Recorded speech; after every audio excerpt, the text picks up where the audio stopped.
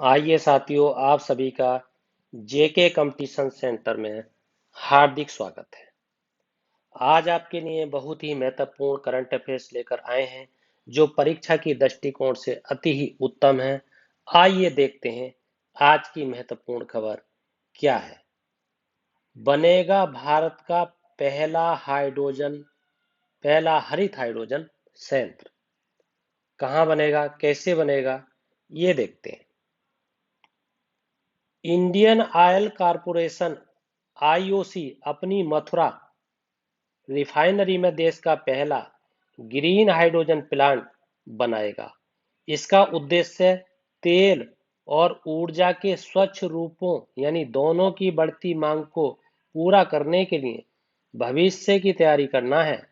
ये अपनी भविष्य की सभी रिफाइनरी, पेट्रोकेमिकल विस्तार परियोजनाओं में कैप्टिव बिजली संयंत्र स्थापित नहीं करेगा और इसके बजाय अक्षय स्रोतों से पैदा होने वाली 250 मेगावाट बिजली का उपयोग करेगा। अक्षय का मतलब होता है अक्षय, जो कभी ना समाप्त हो, जिसका क्षय कभी ना हो, उसे कहते हैं अक्षय। आइए, ये मथुरा से संबंधित जानकारी है। ग्रीन हाइड्रोजन प्लांट है। इसका उद्देश्य तेल और ऊर्जा दोनों रूपों की बढ़ती मांग को पूरा करने के लिए इसकी तैयारी है। और ये क्या है, पहला है, देश का पहला। इसलिए पहला है तो परीक्षा के लिए अति ही महत्वपूर्ण है। आइए देखते हैं इससे संबंधित और क्या क्या जानकारी हो सकती हैं। देखिए, कुछ जानकारियां हैं। जैसे इसमें मथुरा आया तो मथुरा में कुछ ताल है और झील है जो परीक्षा में बार बार आती है, मिलाने के लिए भी आता है। जिसका एक झील का नाम है राधा झील। ताल और झील की बात कर रहा हूं। एक है आपका सियाम झील, ये कई बार आई है, ये आपको ध्यान देना है। और क्या हो सकता है, ये मथुरा किसके किनारे बसा हुआ है, तो मथुरा यमुना के किनारे बसा हुआ है, यमुना के किनारे। अच्छा, यमुना के किनारे और कौन से ऐसे उत्तर प्रदेश के स्थल हैं, जिले हैं जो महत्वपूर्ण है, परीक्षा से बार बार आते हैं? कौन कौन से बसे हुए हैं? जैसे वृंदावन, वृंदावन बसा हुआ है। आगरा बसा हुआ है, आगरा भी यमुना के किनारे ही बसा हुआ है। इटावा बसा हुआ है, कोसांबी बसा हुआ है। ये आपको ध्यान देना है, ये कई बार आते हैं। परियोजनाएं कौन कौन सी हैं मथुरा में, इसका भी ध्यान रखना है। परियोजना, एक बहुत ही महत्वपूर्ण परियोजना है जिसका नाम है गोकुल बैराज। ये कई बार कंपटीशनों में आई है, बार बार आती है, और ये भी यमुना नदी पर बनी है। इसको भी आपको ध्यान देना है।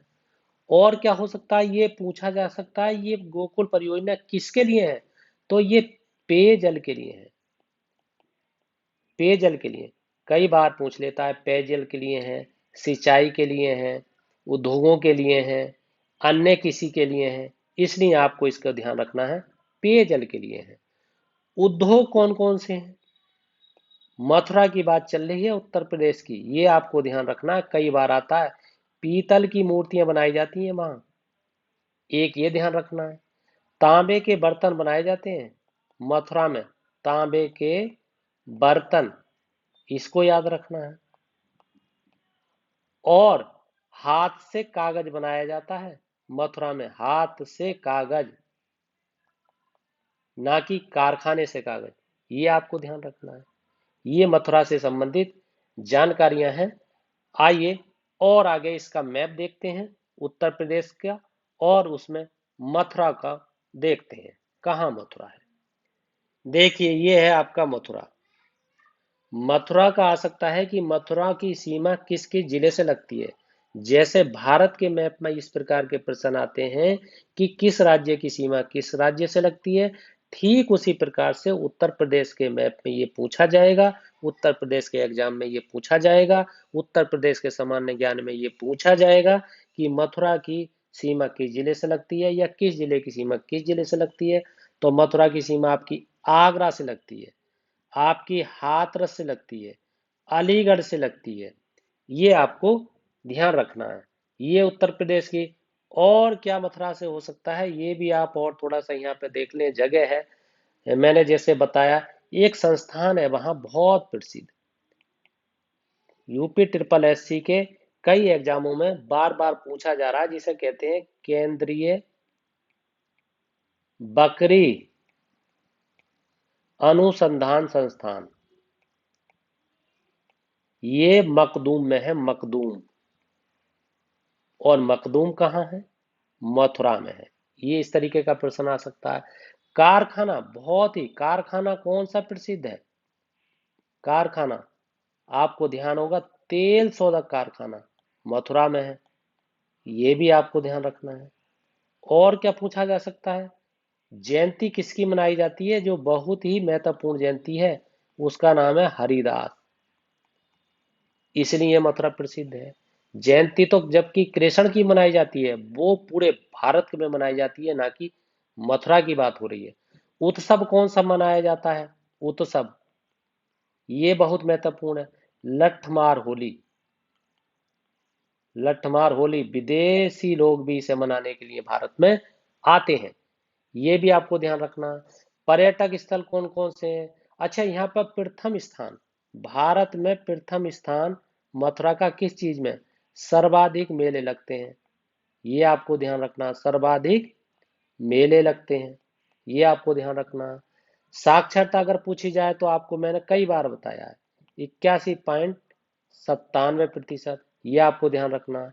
लिंगानुपात पूछा जाए तो आपको 863 बता देना है। अगर आपसे ग्रामीण जनसंख्या पूछी जाए तो आपको 70.32% बता देना है। अगर आपसे नगरीय नगरीय पूछी जाए या शहरी पूछी जाए तो आपको 29.68% बता देना है।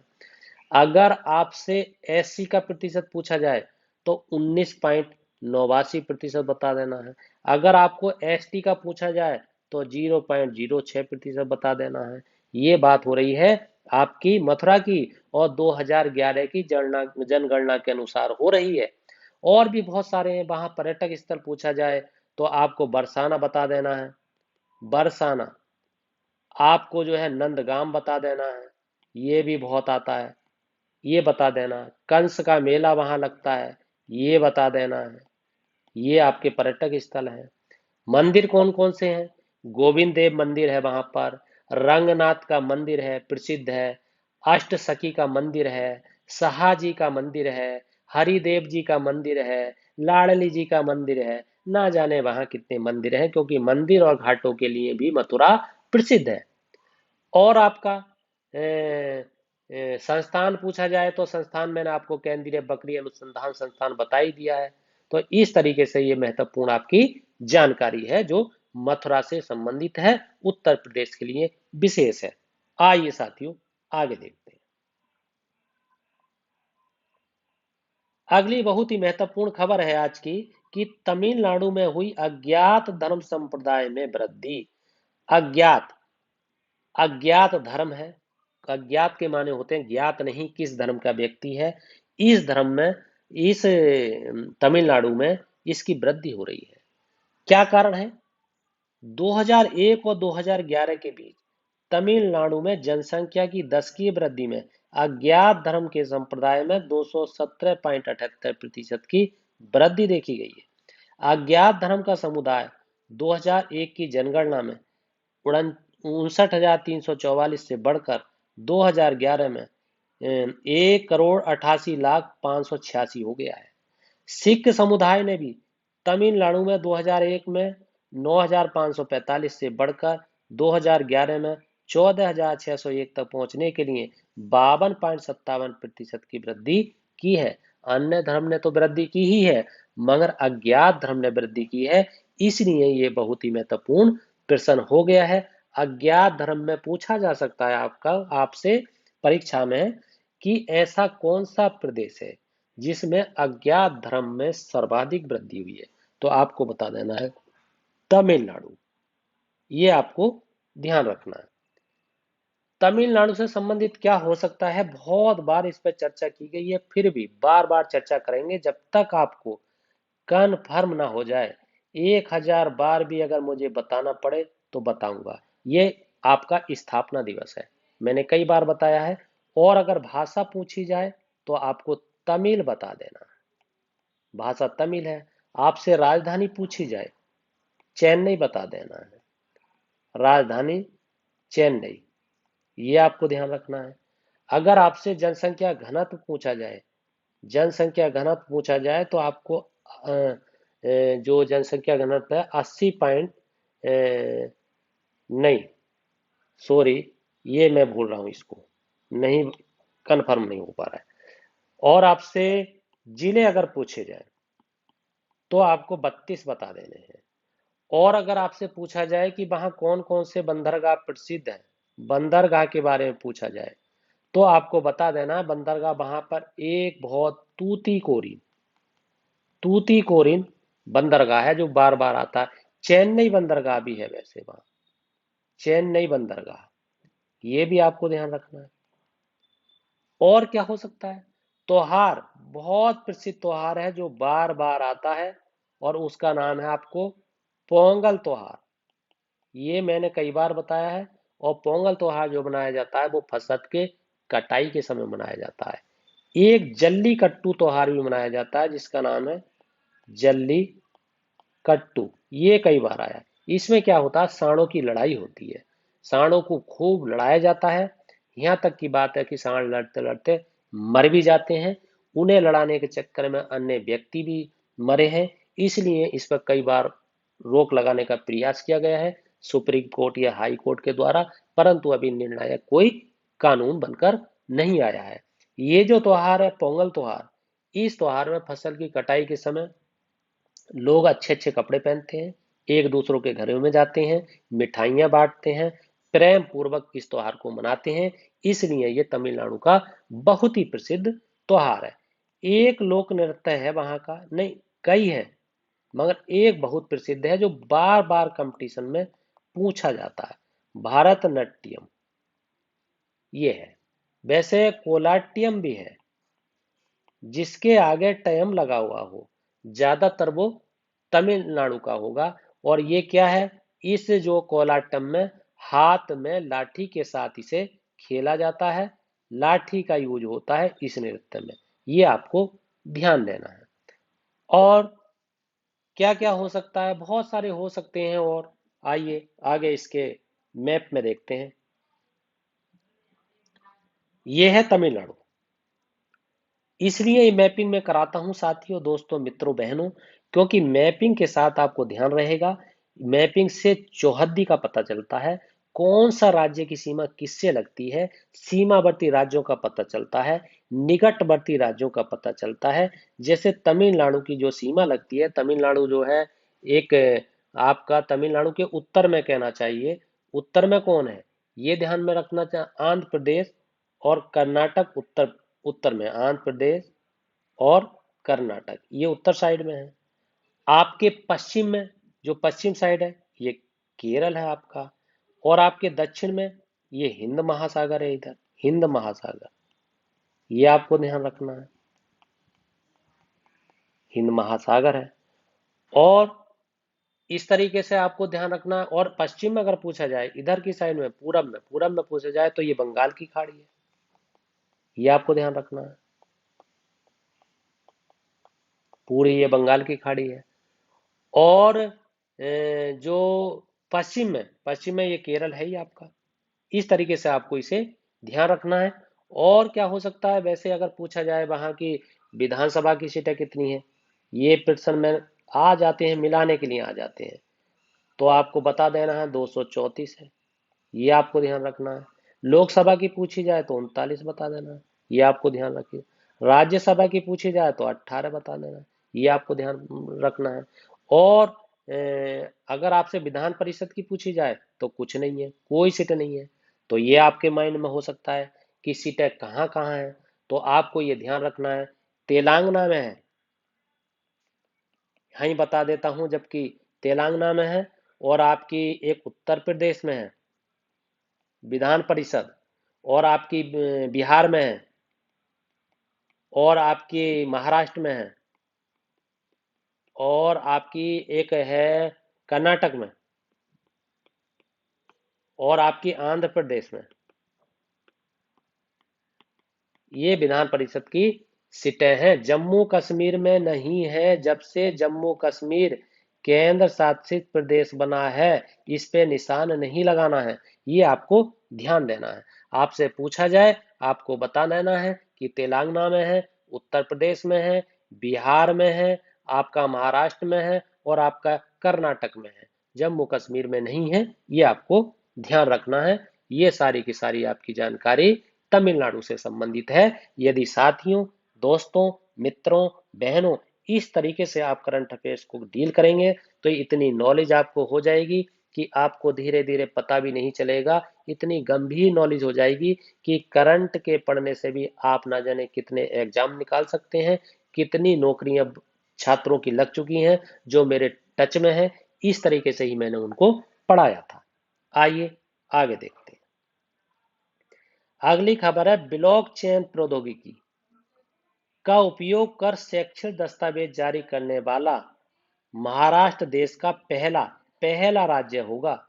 इस तकनीक का इस तकनीक का उपयोग करके लगभग 10 लाख डिप्लोमा प्रमाण पत्र जारी किए जाएंगे। 8 शैक्षिक वर्ष के डिप्लोमा धारकों को लगभग 10 लाख डिजिटल प्रमाण पत्र जारी किए जाएंगे। वर्तमान में माल्टा, सिंगापुर और बहरीन इस तकनीक का उपयोग करने वाले अन्य देश हैं। इसके लिए महाराष्ट्र सरकार ने बेंगलुरु में स्थित क्रॉसफोर्ज सॉल्यूशन प्राइवेट लिमिटेड को स्वामित्व वाले ब्लॉकचेन स्टार्टअप लैंगडॉक के साथ भागीदारी की है। बहुत ही महत्वपूर्ण है ब्लॉकचेन प्रौद्योगिकी। इसके द्वारा होगा क्या? शैक्षिक दस्तावेज शैक्षिक दस्तावेज जारी करने वाला पहला राज्य है कौन? महाराष्ट्र, इस तकनीक का प्रयोग करने वाला। और ये क्या होगा? जो 8 शैक्षिक वर्ष के डिप्लोमा है धारकों को लगभग 10 लाख डिजिटल प्रमाण पत्र जारी किए जाएंगे। 10 लाख, ऐसा पहला आपका महाराष्ट्र है। ये आपको ध्यान रखना है। हाँ, आइए देखो महाराष्ट्र की मैपिंग कर लेते हैं। महाराष्ट्र कहाँ पर है? महाराष्ट्र है आपका, देखो ये महाराष्ट्र है। महाराष्ट्र की सीमा कर्नाटक से लगती है, आंध्र प्रदेश से लगती है, आपकी छत्तीसगढ़ से लगती है, मध्य प्रदेश से लगती है, इधर आपकी गुजरात से लगती है, पश्चिम में अरब सागर है। ये आपको ध्यान देना है। और इसकी सीमा आपको दिखाई नहीं दे रहा होगा, एक गोवा से भी लगती है। ये गोवा है आपका, गोवा से भी लगती है इस तरीके से। और एक यहीं पर दादर नगर हवेली है, उससे भी लगती है। ये भी आप पश्चिम में अरब सागर है। ये आपको महत्वपूर्ण ध्यान रखना है। मैंने आपको कई बार महाराष्ट्र से संबंधित बातें बताई हैं जो परीक्षा में आई हैं, जैसे कि राजकीय वृक्ष के बारे में आपको बता रखा है मैंने, जो आम है। ये चलो यहाँ लिख लो, कोई बात नहीं है। पक्षी मैंने बता रखा है, राजकीय पक्षी क्या है? हरा कबूतर है। जो डेली करंट करंट अफेयर देख रहे हैं उनके लिए ये नॉर्मल बात हो गई है, उनके लिए कोई बड़ी बात नहीं है। मैंने कई बार बता रखा है कि जो डेली पीछे की करंट अफेयर्स हैं वो देख रहे हैं तो उनके लिए ये हिब्ज हो गई है। कबड्डी है। भाषा अगर पूछी जाए तो आप जानती हैं, भाषा मराठी है, और एक भाषा और है जिसे कोंकणी भाषा भी कहते हैं। ये आपको ध्यान रखना है। और मैंने बहुत लोक नृत्य जो प्रसिद्ध है, एक नृत्य, लोक नृत्य बहुत बार आता है, लावड़ी। ये लावड़ी वहाँ का बहुत ही प्रसिद्ध लोक नृत्य है। राजधानी आपकी बम्बई में है, ये आपको ध्यान रखना है, बम्बई में है। एक दूसरी राजधानी और है, उपराजधानी कहते हैं, वो नागपुर में है। वैसे तो 6 राजधानियां हैं, मगर एक राजधानी में बता देता हूँ जो महत्वपूर्ण है, वो नागपुर में है। स्थापना कब हुई? ये भी आपको ध्यान रखना है। स्थापना 1 मई 1960 में हुई। 1960 में। कई बार मैं बता चुका हूं कि 1 मई को मजदूर दिवस भी मनाया जाता है। अब ये पूछा जा सकता है कि लोकसभा की सीटें कितनी हैं, तो आपको 48 बता देनी है। राज्यसभा की कितनी है? 19 बता देनी है। विधानसभा की कितनी है? 288 बता देना है। आपको विधान परिषद की कितनी है? 78 बता देना है। आपको साक्षरता कितनी है? कई बार बताया है, 79.85% बता देना है। लिंगानुपात कितना है? 925 बता देना है। जनसंख्या घनत्व कितना है? 365 बता देना है। अच्छा, इस तरीके से आपको ध्यान रखना है। और क्या क्या हो सकता है? महाराष्ट्र के पर्यटक स्थल आपको बता देना है, जैसे अजंता की गुफाएं हैं, एलोरा की गुफाएं हैं, एलिफेंटा की गुफाएं हैं, गेट वे ऑफ इंडिया है, बीबी का मकबरा है, लोनार झील है, आगा खां प्लेस है, कैलाशनाथ मंदिर है। बहुत सारी चीजें हैं, ये साथियों आपको ध्यान रखना है। ऐसे रटा दूंगा, ऐसे समझा दूंगा, इस तरीके से बता दूंगा कि आपसे नींद में भी अगर कोई पूछे तो तुरंत ही बता देंगे। उसी जगह बता दूंगा जहां जिस प्रदेश का नाम आएगा। हाँ, अगर ऐतिहासिक दृष्टिकोण से देखा जाए तो महाराष्ट्र में 16 महान महान जो जनपद होते थे, उनमें से एक स्थान पड़ता था अस्मक। अस्मक नाम था, जिसे अस्सक भी कहा जाता था। अब इसे अहमदनगर कहते हैं। अहमदनगर इस समय, उस समय इसका नाम क्या होता था? उस समय इसका नाम जो होता था वो अस्मक होता था, जिसे अस्सक कहते थे। और इस चीज का भी आप ध्यान रखना है कि महाराष्ट्र में सबसे ज्यादा शासकों ने शासक किया है। जैसे प्राचीन काल में अशोक ने शासन किया, चालुक्य वंश ने शासक किया, राष्ट्रकूट वंश ने शासक किया, अलाउद्दीन खिलजी ने शासक किया, मोहम्मद बिन तुगलक ने शासक किया। मोहम्मद बिन तुगलक जो था, वो अपनी राजधानी दिल्ली से दौलताबाद ले गया था, जिसका दूसरा नाम दौलताबाद का देवगिरी है।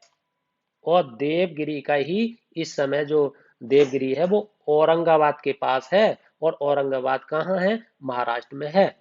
ये ध्यान रखना है आपको। बहमनी वंश ने शासक किया, मराठा वंश ने शासक किया, औरंगजेब ने शासक किया। इस तरीके से शासन किए हैं। ये ऐतिहासिक दृष्टिकोण से बता रहा हूँ, बहुत ही गंभीर और बहुत सरल बातें हैं। आप इनको सुनते तो जाइए, देखिए आपका करंट कितना स्ट्रांग हो जाता है।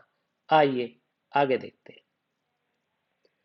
अगली खबर है, 14 जुलाई 2021 को तजाकिस्तान की राजधानी दुशांबे शहर में संघाई सहयोग संगठन की बैठक हुई है। भारत के विदेश मंत्री एस जयशंकर ने भारत का प्रतिनिधित्व करते हुए बैठक में भाग लिया है। बैठक में चीन ने भाग लिया है, रूस ने भाग लिया है, पाकिस्तान ने भाग लिया है, और इसके पाकिस्तान के विदेश मंत्री ने भी भाग लिया है। ये आपको ध्यान रखना है। ये ताजिकिस्तान की राजधानी है दुशांबे। ये कई बार कंपटीशन में पूछी जाती है। और ये पूछा जा सकता है कि संघाई सहयोग संगठन की बैठक कहाँ हुई, तो आपको बताना है दुशांबे में। दुशांबे कहाँ है? ताजिकिस्तान में, अर्थात ताजिकिस्तान की राजधानी दुशांबे है। ये आपको ध्यान देना है। ये भी पूछा जा सकता है कि बैठक में कौन कौन से देशों ने भाग लिया, तो चीन ने लिया, रूस ने लिया, पाकिस्तान ने लिया। और किसके विदेश मंत्री ने भाग लिया? पाकिस्तान के विदेश मंत्री ने भाग लिया। और भारत के जयशंकर जो विदेश मंत्री, उन्होंने भाग लिया। आइए अगली खबर देखते हैं। बहुत ही महत्वपूर्ण खबर है। हरियाणा में गुरुग्राम, हरियाणा में है गुरुग्राम जिले के फरूख नगर में भारत का पहला अनाज वितरण एटीएम, पहला याद रखना है आपको, पहला है, स्थापित किया गया। अब इसे नागरिकों के लिए राशन वितरण परेशानी और शिकायत मुक्त बनाने के लिए एक पायलट प्रोजेक्ट के तहत स्थापित किया गया है। मशीन को automated multi commodity grand spacing machine कहा जाता है। ये आपको ध्यान रखना है। खबर कहाँ की है?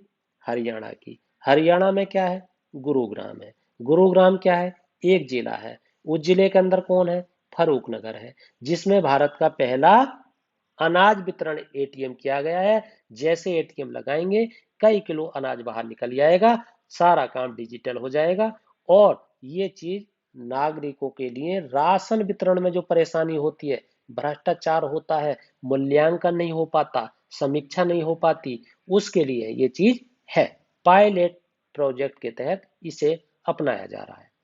हरियाणा की बात है, मैंने बहुत बार बताया, एक बार फिर आपको बता देता हूं कि हरियाणा में एक, इसकी मैपिंग तो खैर मैं नहीं कर पाया, मगर चलो वहीं बता देता हूं कि हरियाणा में एक फरीदाबाद जिला है।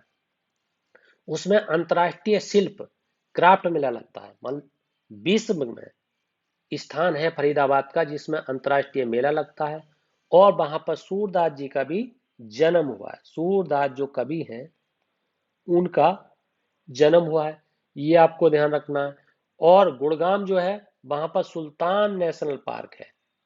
सुल्तान नेशनल पार्क है, ये प्रसिद्ध बात है। और आपको रेवाड़ी, एक रेवाड़ी है, रेवाड़ी में मोर का प्रजनन केंद्र है, ये आपको ध्यान रखना है। मैंने पीछे बताया था कि लिंगानुपात जो वो 877 है, ये मैं बता चुका हूँ आपको। आपको मैंने ये भी बताया कि जो जनसंख्या घनत्व है वो 573 है, ये भी मैंने ये भी बताया हरियाणा में एक पानीपत जिला है, उसमें 1526 ईस्वी में, ये मैंने बहुत बार आपको बताया, 1526 ईस्वी में बाबर प्लस इब्राहिम लोदी के बीच महायुद्ध हुआ था। इस युद्ध में बाबर बाबर जो है जीत गए थे और इब्राहिम लोदी हार गए थे।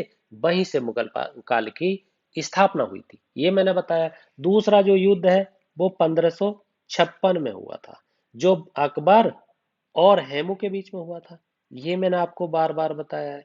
जिसमें कि हेमू हारा था, अकबर जीत गए थे, ये मैंने आपको बताया।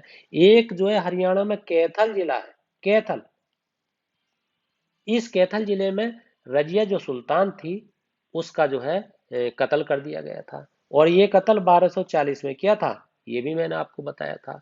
एक मैंने बताया था हिसार जिला है, हिसार हरियाणा का। इस हरियाणा के हिसार जिले में जो लाला लाजपत राय थे उनका राजनीतिक और सामाजिक जीवन प्रारंभ हुआ था, उनका ये सामाजिक कार्य क्षेत्र था। एक कुरुक्षेत्र है, कुरुक्षेत्र में क्या है, महाभारत का युद्ध हुआ था, और वहां पर वेद व्यास द्वारा मतलब रचना की गई थी महाभारत का युद्ध, ये आपको ध्यान रखना है, ये मैंने आपको बताया था। झज्जर जिला है, वहां पर पशुओं का सबसे बड़ा मेला मेला लगता है झज्जर जिले में, हरियाणा का। इस तरीके से मैंने आपको बताया था कि स्थापना 1966 में हुई थी, और 1966 में भी नवंबर 1 को हुई थी, ये मैंने आपको बता रखा है, ये ध्यान रखना है। मैंने बताया था लोकसभा की सीटें 10 हैं, लोकसभा की सीटें 10 हैं, ये भी बताया था।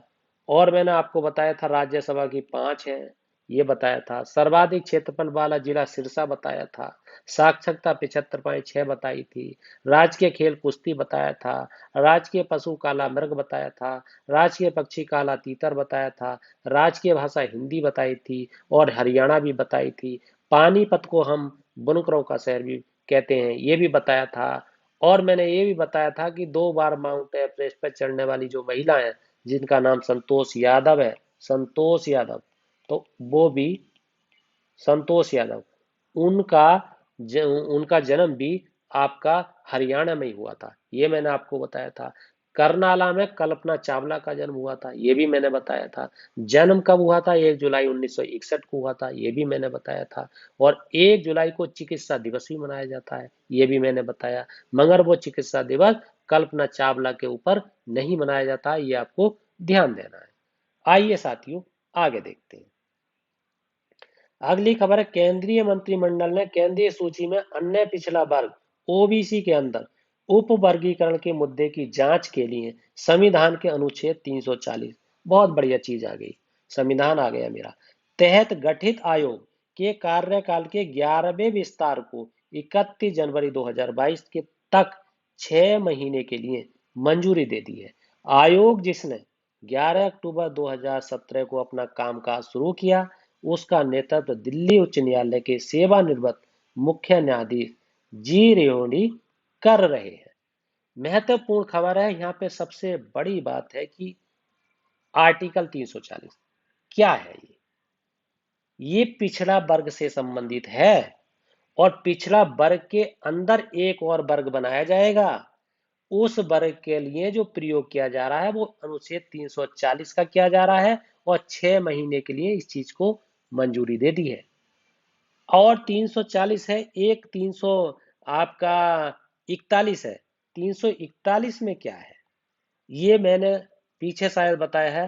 राष्ट्रपति को ये अधिकार है, इसके तहत राष्ट्रपति को ये अधिकार है कि जो कबीले रहे ना, 340 41 की बात कर रहा हूँ, जो कबीले रहे हैं उनको कुछ जातियों को अनुसूचित जनजाति यानी एसटी में शामिल करने का अधिकार है या एससी में शामिल करने का भी अधिकार है। एससी या एसटी में शामिल करने का अधिकार है। ये आर्टिकल 341 है। 342 भी है एक आर्टिकल। 342 में बताया गया है कि कौन सी जातियां एससी में आएंगी और कौन सी एसटी में आएंगी। इसका निर्धारण किस तरीके से किया जाएगा ये आपका 342 में बताया गया है। एक 339 भी है। 339 में बताया गया है कि अनुसूचित क्षेत्र के जो प्रशासन एवं कल्याण है, प्रशासन एवं कल्याण वो कैसे किया जाएगा ये आपका बताया गया 339 में। और 340 जिसकी बात हो रही है इसमें सामाजिक और शैक्षिक दृष्टिकोण से, सामाजिक लिखे देता हूं आपको, सामाजिक और शैक्षिक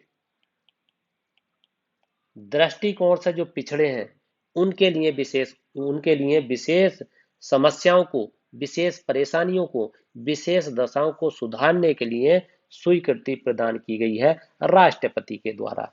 क्यों? क्योंकि ये सामाजिक और शैक्षिक से संबंधित है, आर्थिक से संबंधित नहीं है। छात्र आर्थिक पे भी निशान लगा देते हैं, आर्थिक नहीं है। जिसका सामाजिक उत्थान हो जाता है उसका आर्थिक उत्थान भी हो जाता है, ये 340 आर्टिकल कहता है। ये आपको ध्यान रखना है। आइए आगे देखते हैं। आगे इससे संबंधित प्रश्न है जो पीछे आए पढ़ाया है हमने, इसी पर आधारित प्रश्न है। आइए देखते हैं, बहुत सरल प्रश्न है। इंडियन ऑयल कारपोरेशन भारत के किस शहर में भारत का पहला ग्रीन हाइड्रोजन प्लांट बनाएगा? आपकी बात हुई थी मथुरा के बारे में। पहला है, ये मैं बार बार बता रहा था, इसलिए इसको ध्यान रखिए।